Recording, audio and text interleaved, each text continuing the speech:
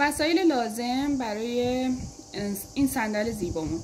این وسایلی که بهتون معرفی میکنم در اکثر صندل ها و کفشا مورد نیازه. داشتنش برای کسایی که میخوان این کار رو ادامه بدن ضروری و لازمه.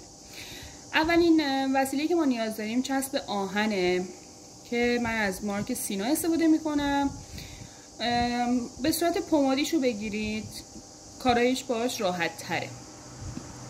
قیچی نیازه، فندک نیاز داریم، قلاب استیل. میتونید از قلابای ژله‌ای هم استفاده کنید، اما بر اساس نختون باید ضخامتش تعیین شده باشه.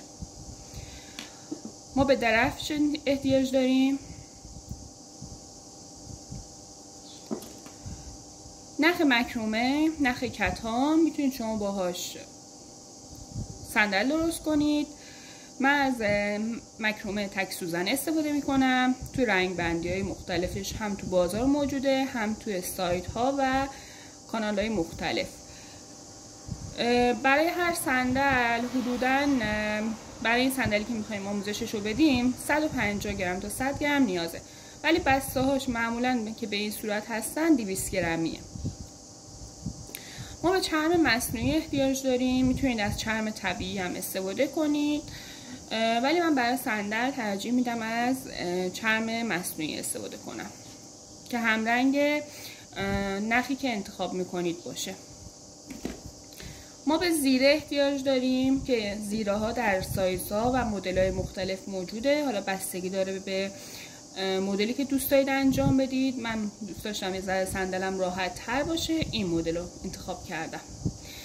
و به کفی نیاز داریم.